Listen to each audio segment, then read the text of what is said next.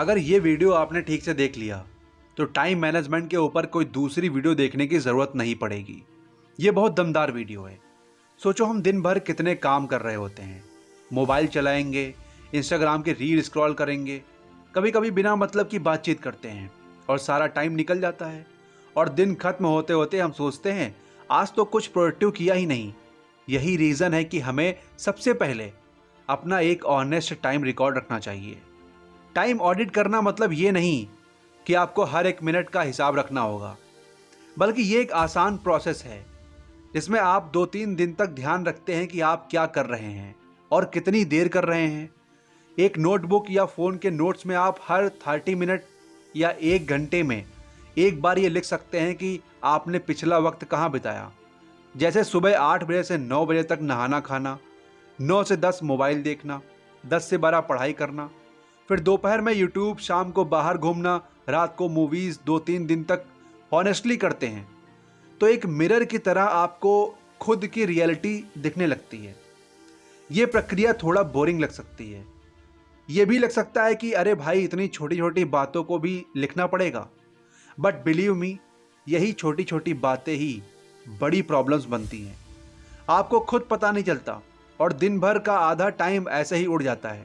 और सबसे मज़ेदार बात यह है कि जब आप ये सब लिखते हैं तो कई बार आप खुद सोचने लगते हैं मैंने इतना टाइम तो यूट्यूब पर निकाल दिया, मुझे तो लगा था बस 10 से 15 मिनट हुए थे। और यहीं से शुरू होता है असली इम्प्रूवमेंट। टाइम ऑडिट करने से आपको ये भी पता चलेगा कि आप किस टाइम सबसे ज़्यादा एक्टिव होते हो और किस टाइम पर आपकी एनर्जी कम हो जाती है। मान लीजिए आपको लगता है कि आप दोपहर 2 से 4 के बीच कुछ भी नहीं कर पाते, बहुत लेजी फील होता है, तो अब आप ये जान चुके हो। तो उस टाइम को अपने कम प्रायोरिटी कामों के लिए यूज करें, जैसे लाइट रीडिंग, ईमेल्स या प्लानिंग। और सुबह का टाइम अगर आपका सबसे प्रोडक्टिव टाइम है तो वहीं आप सबसे मेन काम कर सकते हैं, जैसे पढ़ाई, राइटिंग या कोई भी डीप वर्क। टाइम ऑडिट से एक और बड़ा फ़ायदा ये होता है कि आप अपने टाइम लीक्स को पकड़ सकते हैं। टाइम लीक्स वो होते हैं जहां आपका वक्त बिना किसी काम में चला जाता है। जैसे फ़ोन उठाया था सिर्फ एक मैसेज चेक करने के लिए, लेकिन फिर इंस्टाग्राम खोल लिया, फिर एक रील देखी और फिर दूसरी ओर देखते ही देखते 45 मिनट उड़ गए। ऐसे लीक्स को पकड़ना और धीरे धीरे बंद करना ही आपका गोल होना चाहिए।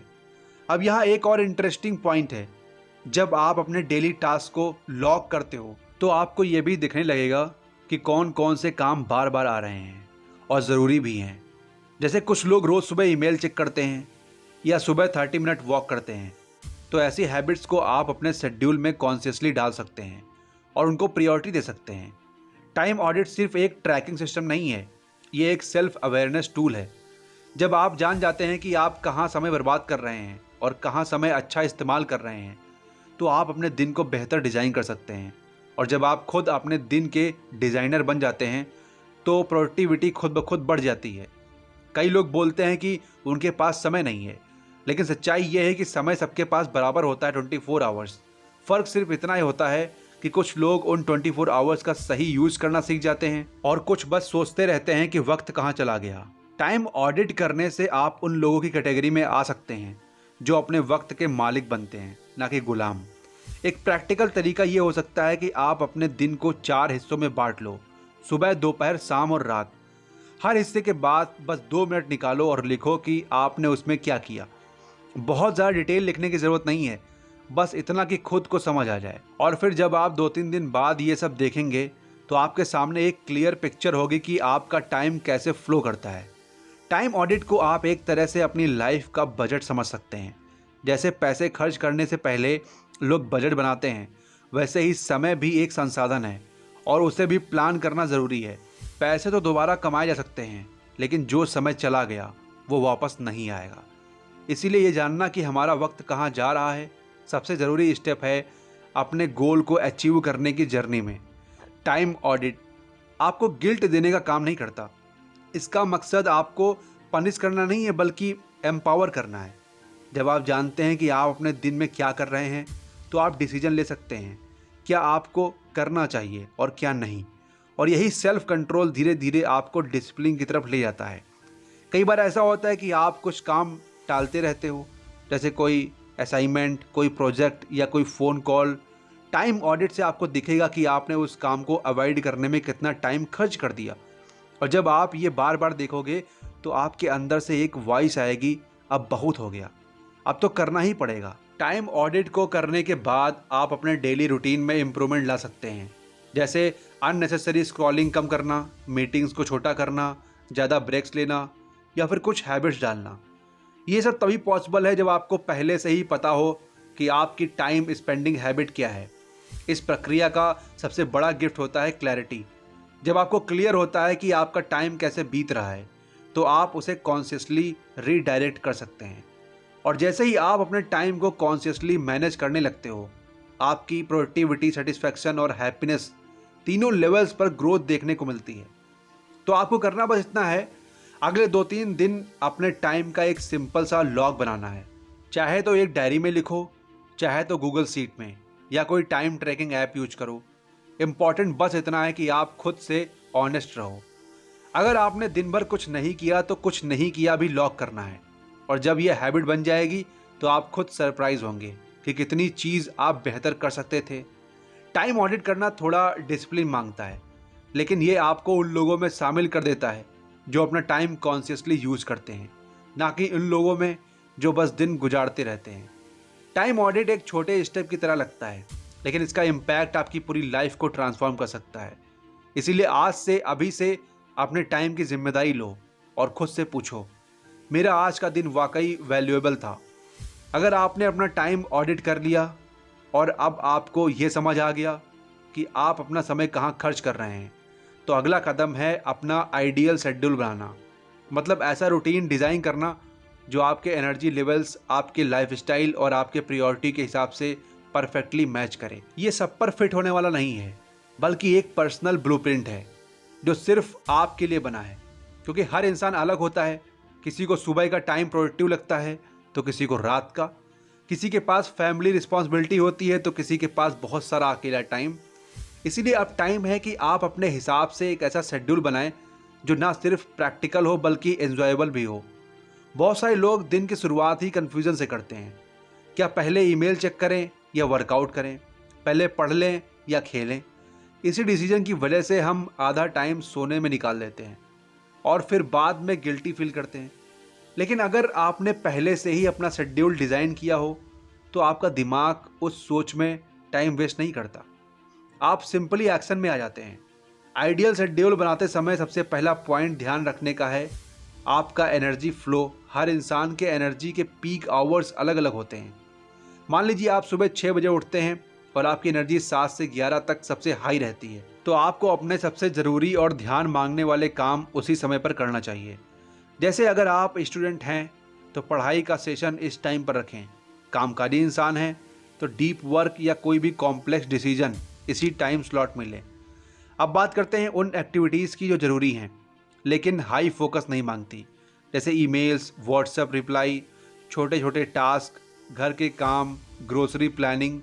इन कामों को आप उन टाइम स्लॉट में रख सकते हैं जब आपकी एनर्जी थोड़ी लो होती है, जैसे दोपहर या रात। इससे आपका काम भी नहीं रुकेगा और बाकी छोटे काम भी स्मूथली होते रहेंगे।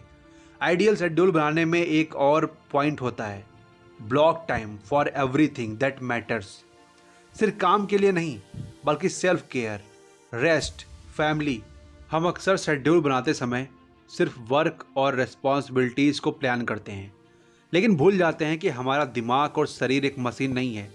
उसे रिचार्ज करने के लिए प्रॉपर ब्रेक, हॉबीज़ और इमोशनल कनेक्शन भी चाहिए। फॉर एग्ज़ाम्पल, अगर आप सुबह 6 बजे उठते हैं तो 6 से 7:30 बजे तक आप मॉर्निंग रूटीन और फिजिकल एक्टिविटी के लिए रख सकते हैं, जैसे योग, वॉक, जिम, मेडिटेशन।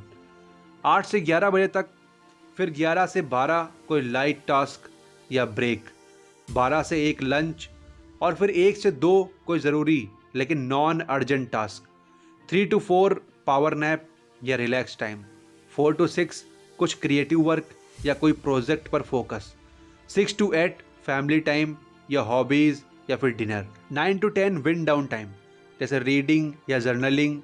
आपका शेड्यूल ऐसा होना चाहिए कि उसमें बैलेंस बना रहे, ना ओवर बर्निंग हो और ना ही कम्प्लीटली एम्प्टी हो।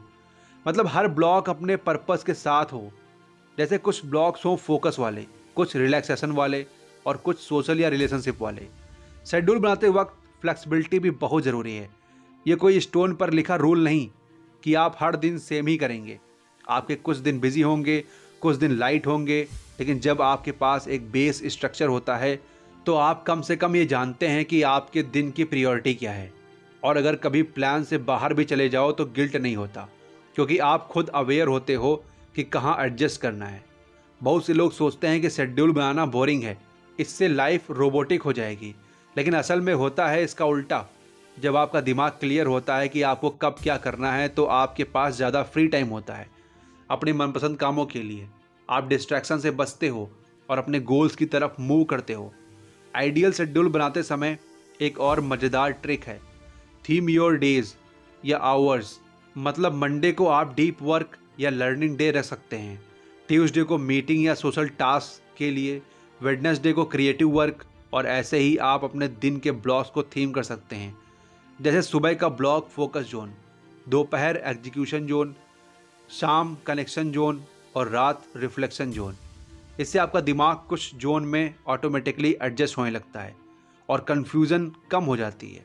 सेल्फ केयर का हिस्सा भी उतना इम्पॉर्टेंट है जितना आपका काम। इसीलिए अपने शेड्यूल में इंटेंसली ब्रेक मोमेंट, हाइड्रेशन और हॉबीज़ के लिए टाइम ज़रूर रखें। जैसे हर 90 मिनट के बाद 10 से 15 मिनट का ब्रेक लेना। उसमें आप वॉक कर सकते हैं, म्यूज़िक सुन सकते हैं या बस थोड़ा ब्रीथ करके रिफ्रेश हो सकते हैं। ये स्मॉल पॉजेस आपके पूरे दिन को एनर्जेटिक बनाए रखते हैं। अब एक बड़ा सवाल आता है, अगर आपका रूटीन ऑलरेडी बहुत अनप्रेडिक्टेबल है, जैसे जॉब की टाइमिंग फिक्स नहीं है या फैमिली का प्रेशर अनप्रेडिक्टेबल है, तो शेड्यूल कैसे बनाएं? ऐसे में आप रिजल्ट शेड्यूल की जगह फ्लेक्सिबल टाइम ब्लॉक्स बना सकते हैं। मतलब हर काम के लिए एक टाइम रेंज फिक्स करो, जैसे मॉर्निंग में 8 से 10 बजे। इससे आपको स्ट्रक्चर भी मिलेगा और फ्लेक्सिबिलिटी भी मिलेगी।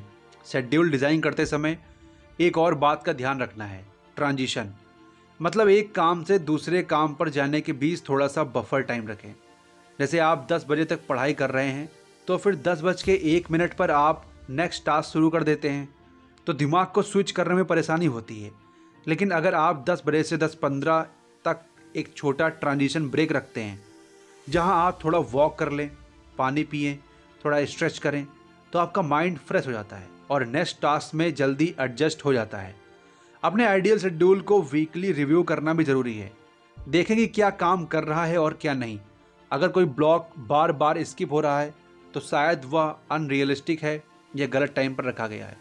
उसे शिफ्ट करके एक्सपेरिमेंट करें। शेड्यूल का मतलब ये नहीं कि आपको उसे परफेक्ट बनाना है, बल्कि ये है कि वो आपकी लाइफ को सपोर्ट करे। एक अच्छा शेड्यूल वही होता है जो आपके गोल्स और आपकी वैल्यूज़ दोनों को रिस्पेक्ट करे।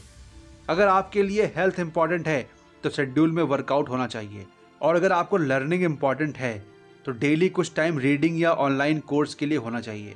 ऐसे ही धीरे धीरे आप अपने आइडियल डे को रियलिटी में बदल सकते हैं। शेड्यूल बनाना एक तरह से अपने सपनों को डेली रूटीन में बदलने जैसा है। ड्रीम्स बड़े होते हैं, लेकिन उन्हें अचीव करने के लिए छोटे कंसिस्टेंट स्टेप चाहिए होते हैं, और वही काम आपका शेड्यूल करता है। वो आपको डायरेक्शन देता है, फोकस देता है और सबसे ज़रूरी चीज़ पीस देता है। तो अब टाइम है एक्शन लेने का। बैठिए एक जगह पर, ब्लैक पेपर लीजिए या कोई प्लानर ऐप खोलिए और सोचिए, अगर मैं अपने दिन को अपनी पसंद से डिज़ाइन करूं तो वो कैसा दिखेगा। मेरे लिए इम्पॉर्टेंट क्या है, मैं अपने एनर्जी के हिसाब से किस वक्त क्या कर सकता हूं। जब आप इन सवालों के ऑनेस्ट आंसर देंगे तब आपका आइडियल शेड्यूल खुद ब खुद सामने आने लगेगा। शुरुआत में हो सकता है कि आप सब कुछ परफेक्ट ना कर पाएँ, लेकिन जैसे जैसे आप प्रैक्टिस करेंगे आपकी शेड्यूल मेकिंग स्किल भी स्ट्रांग होती जाएगी, और एक दिन आप खुद महसूस करेंगे कि आपका दिन पर्पसफुल हो गया है, स्ट्रेस कम हो गया है और आप पहले से ज़्यादा फोकस्ड, हैप्पी और फुल कर रहे हैं। यही होता है अपनी लाइफ को अपनी टर्म पर डिज़ाइन करना, और उसी की शुरुआत होती है एक आइडियल शेड्यूल से। कभी आपने नोटिस किया कि जब आप कोई एक तरह के काम बार बार बीच में रोक टोक कर करते हैं तो दिमाग जल्दी थक जाता है। मान लीजिए आप पढ़ाई कर रहे हैं, लेकिन हर 10 से 15 मिनट में कोई व्हाट्सएप मैसेज देख लेते हैं, फिर थोड़ा पढ़ते हैं, फिर कोई कॉल आ गया, फिर वापस पढ़ाई, और फिर अचानक याद आया कि एक ईमेल का रिप्लाई देना था। इस तरह बार बार टास्क बदलने से न सिर्फ मानसिक ऊर्जा ड्रेन होती है, बल्कि आपका काम भी ज़्यादा समय लेता है। इसी प्रॉब्लम का सलूशन है बैचिंग। बैचिंग का मतलब है एक जैसे कामों को एक ही टाइम ब्लॉक्स में करना। जैसे अगर आपको 10 ईमेल्स के रिप्लाई देने हैं तो उन्हें अलग अलग समय में देने की बजाय एक ही बार में बैठकर सबका जवाब देना। अगर आपको कंटेंट लिखना है तो ब्रेनस्टॉर्मिंग, राइटिंग और एडिटिंग तीनों पेजों को अलग अलग बैचेस में डिवाइड करना। इस तरह काम करने से आप फ्लो में आ जाते हैं और आपका दिमाग बार बार अलग अलग मोड्स में स्विच नहीं करता। ह्यूमन ब्रेन्स को मल्टीटास्किंग पसंद नहीं है। हम कर ज़रूर लेते हैं लेकिन उसका रिजल्ट सही नहीं होता और थकावट ज़्यादा लगती है। जब आप हर 10 मिनट में टास्क स्विच करते हैं तो आपका दिमाग कॉन्टेक्स्ट स्विचिंग करता है, यानी वो खुद को एक टास्क के कॉन्टेक्स्ट से दूसरे में शिफ्ट करता है। ये शिफ्ट करने में एनर्जी और टाइम दोनों लगते हैं। सोचिए अगर आपने पूरे दिन में 20 बार टास्क को स्विच किया तो आपने अपनी प्रोडक्टिविटी का एक बड़ा हिस्सा वेस्ट कर दिया। बैचिंग आपको इसी से बचाता है। एक अच्छा एग्जाम्पल है, अगर आपको सोशल मीडिया पोस्ट बनानी है तो आप अलग अलग दिन हर पोस्ट ना बनाएं, बल्कि एक दिन सिर्फ आइडियाज़ सोचने में लगाएं, दूसरे दिन कंटेंट लिखें और तीसरे दिन सारे पोस्ट रेडी करके शेड्यूल कर दें। इस तरह ना सिर्फ आपका काम ऑर्गेनाइज्ड होगा बल्कि आप क्रिएटिव भी ज़्यादा फील करेंगे, क्योंकि दिमाग को एक ही तरह के टास्क में डूबने का टाइम मिला है। बैचिंग का सबसे बड़ा फ़ायदा है कि आप डीप वर्क में जल्दी पहुंच जाते हैं। जब आप एक जैसे काम कर रहे होते हैं तो हर बार नए तरीके से सोचने की ज़रूरत नहीं होती। जैसे जब आप एक साथ 10 ईमेल्स के जवाब दे रहे होते हैं तो दिमाग एक रिदम में आ जाता है। टोन, फॉर्मेट, लैंग्वेज सब नेचुरल फ्लो से आता है। लेकिन अगर यही काम आप अलग अलग टाइम पर करते तो हर बार दिमाग को नए कॉन्टेक्स्ट में जाना पड़ता और एफिशिएंसी कम हो जाती।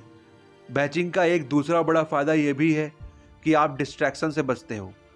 जब आपने एक टास्क के लिए डेडिकेटेड टाइम ब्लॉक बना लिया है तो आप उस दौरान बाकी चीज़ों को अवॉइड कर सकते हैं। जैसे अगर आप 4 से 5 बजे तक सिर्फ कॉल करने का बैच बनाते हैं तो उस दौरान आप अपना ईमेल चेक करते हैं।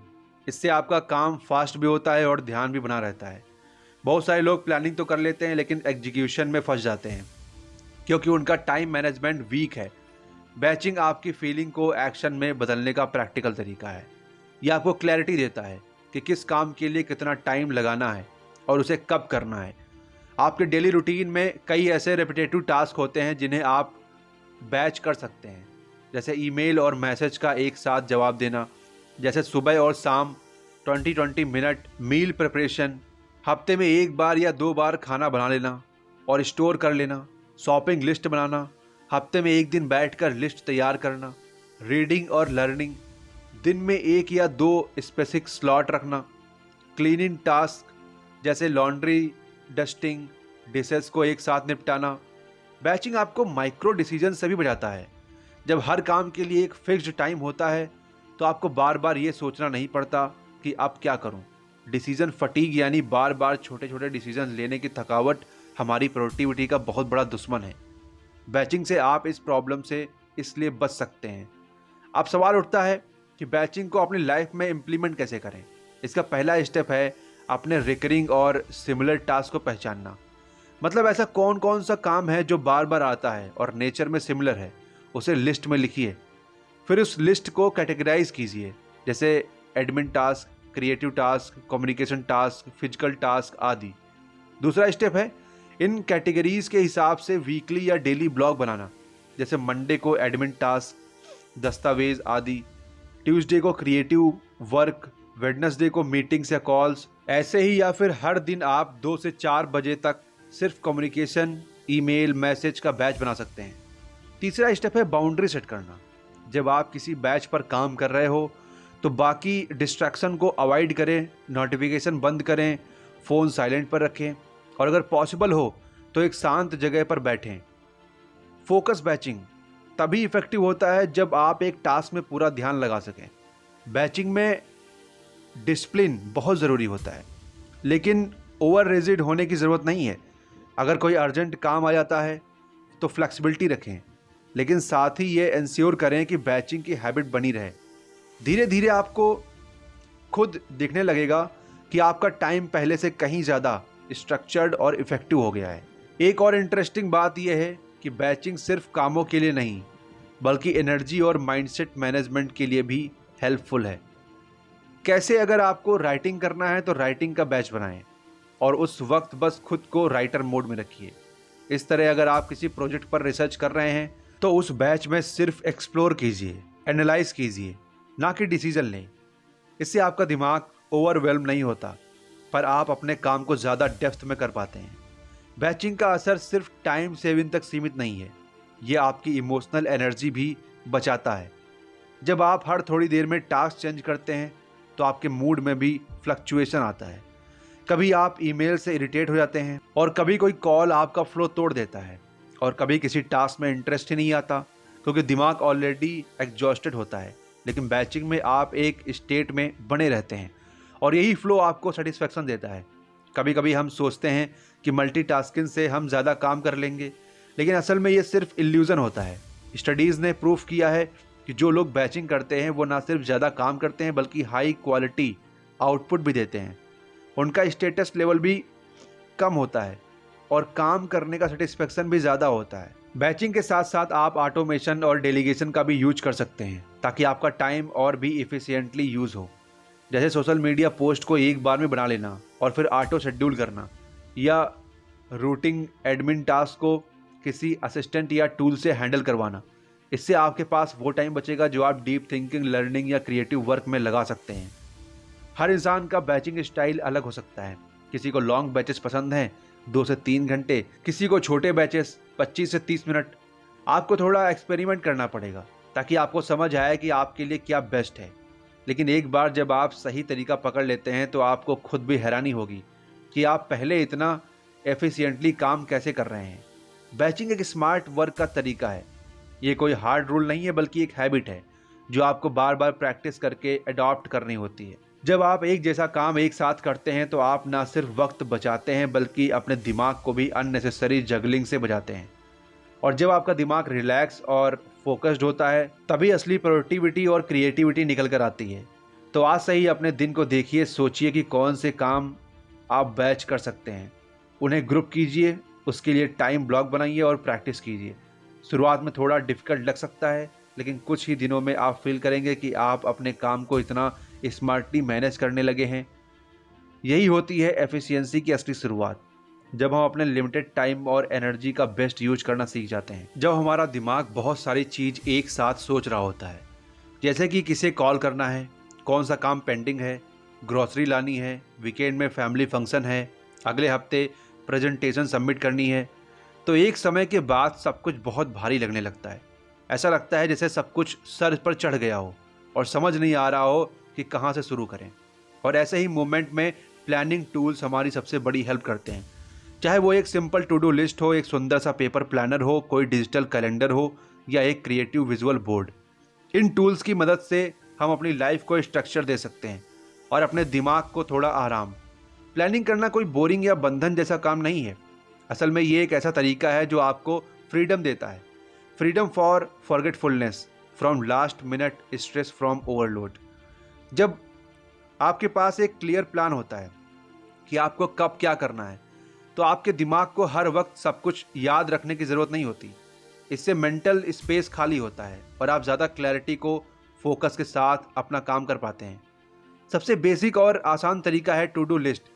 ये वो तरीका है जो ऑलमोस्ट हर कोई यूज़ करता है। एक सिंपल पेपर या मोबाइल ऐप पर आप अपने दिन भर के कामों की लिस्ट बना सकते हैं। टू डू लिस्ट से आपको एक रोड मैप मिल जाता है कि आज के दिन में क्या क्या करना है। हर काम को कंप्लीट करके उसे टिक करना एक बहुत सेटिस्फाइंग फीलिंग देता है। यह आपको मोटिवेट करता है और दिन भर के काम को मैनेजेबल बनाता है। लेकिन सिर्फ टू डू लिस्ट से ही काम नहीं चलता।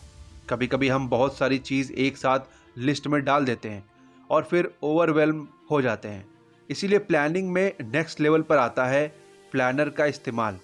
आप चाहें तो एक पेपर प्लानर यूज करें जिसमें आप डेली, वीकली और मंथली टास्क को प्लान कर सकते हैं। प्लानर आपके लिए एक लाइफ मैप बन जाता है जहां आप अपने टाइम और प्रायोरिटी को ट्रैक कर सकते हैं। कुछ लोग पेपर प्लानर्स पसंद करते हैं क्योंकि उसमें लिखने का एक अलग ही चार्म होता है।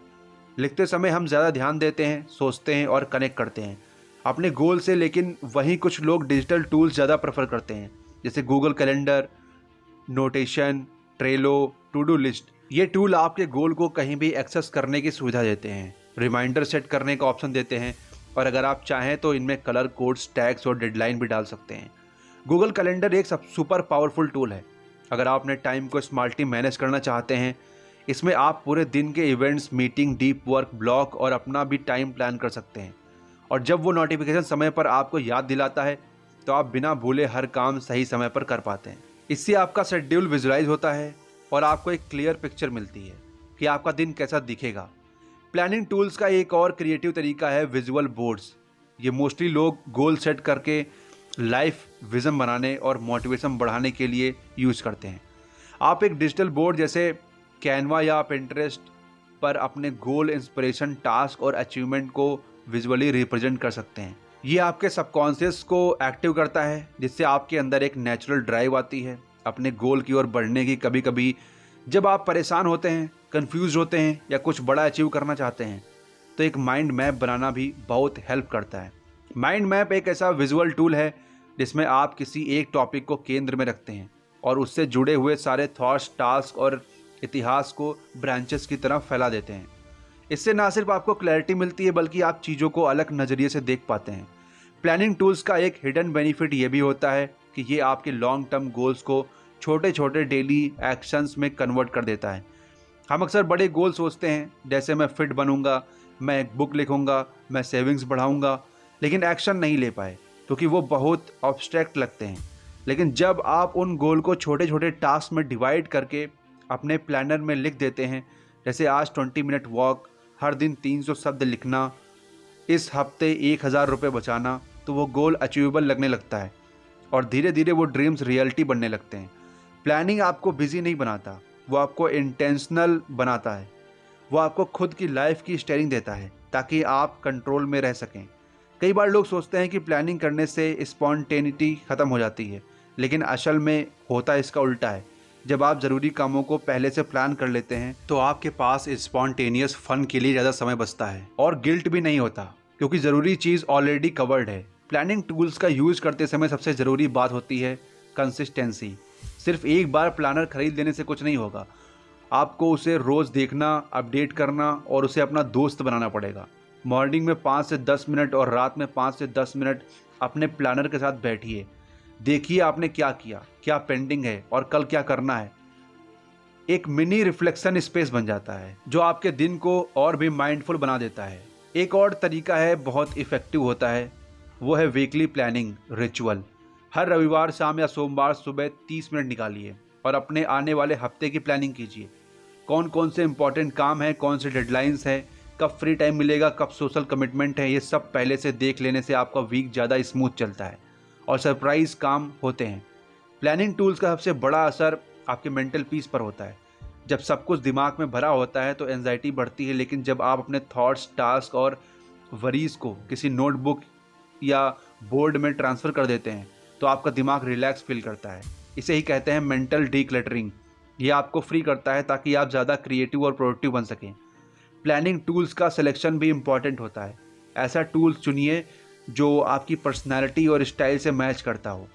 अगर आपको लिखना पसंद है तो पेपर प्लानर यूज़ कीजिए, अगर आप टेक्नोलॉजी फ्रेंडली हैं तो डिजिटल ऐप्स का यूज़ कीजिए, और अगर आप दोनों को बैलेंस करना चाहते हैं तो हाइब्रिड तरीका अपनाएं। कुछ कामों के लिए डिजिटल और कुछ के लिए पेपर। जो भी करें बस उसे अपनाइए और उसका कंसिस्टेंट यूज कीजिए। प्लानिंग टूल्स आपको डिस्ट्रैक्शन से भी बचाते हैं। जब आपके पास हर दिन का प्लान होता है तो आप कम बार सोचते हैं कि आप क्या करूं और ज़्यादा बार फोकस करते हैं, मुझे ये करना है। ये क्लियर डायरेक्शन आपको किसी भी तरह के digital noise, random time pass और प्रोक्रेस्टिनेशन से दूर रखती है। कई बार लोग सोचते हैं कि प्लानिंग टूल सिर्फ कामकाजी लोगों के लिए होते हैं, लेकिन सच तो ये है कि ये हर किसी के लिए होते हैं। Student, home makers, freelancer, business honours, artist, कोई भी जो अपने दिन को पर्पसफुल बनाना चाहता है। प्लानिंग एक स्किल है जो धीरे धीरे डेवलप होती है और ये जितनी जल्दी आप सीख जाएं उतना बेटर है। प्लानिंग टूल्स न सिर्फ आज को बेटर बनाते हैं बल्कि ये आपका फ्यूचर की फाउंडेशन भी तैयार करते हैं। हर बार जब आप कोई काम प्लान करते हैं तो आप अपने लिए एक बेहतर टुमारो बना रहे होते हैं और यही छोटी छोटी प्लानिंग हैबिट्स एक बड़ी प्रोडक्टिव लाइफ की ओर ले जाती हैं। तो अब वक्त है कि आप भी कोई एक प्लानिंग टूल चुनें, चाहे वो एक डायरी हो, कोई डिजिटल ऐप हो या एक कलरफुल बोर्ड, और उसे अपनी डेली लाइफ का हिस्सा बनाएं। प्लानिंग करने से आपकी ज़िंदगी में क्लैरिटी, कामनेस और कॉन्फिडेंस तीनों बढ़ेंगे। और सबसे बड़ी बात, आप हर दिन को अपने टर्म पर जी रहे होंगे, ना कि बस समय के साथ बहते हुए। यही है एक वेल प्लान्ड लाइफ की असली ब्यूटी। हम सभी दिन की शुरुआत बहुत सारी उम्मीद और कामों के साथ करते हैं। दिल कहता है कि आज सब कुछ कर लेंगे, पढ़ाई भी करके, काम भी, ईमेल्स का जवाब भी, एक्सरसाइज भी और शायद थोड़ा क्रिएटिव टाइम भी निकाल लेंगे। लेकिन जैसे जैसे दिन आगे बढ़ता है, एनर्जी कम होती जाती है, मोटिवेशन फिसलने लगता है और फिर शाम होते होते लगता है कि हमने कुछ खास किया ही नहीं। इसीलिए आपको ज़रूरत पड़ती है टू डू लिस्ट की। टू डू लिस्ट एक आर्ट है। अगर आप इस आर्ट को मास्टर कर लेते हैं तो आपका दिन ज़्यादा प्रोडक्टिव, ज़्यादा फोकस्ड और ज़्यादा पीसफुल बन सकता है। तो ये वीडियो यहीं तक है। आपको ये वीडियो कैसी लगी हमें कमेंट सेक्शन में ज़रूर बताना। मिलते हैं नेक्स्ट वीडियो में। जय हिंद।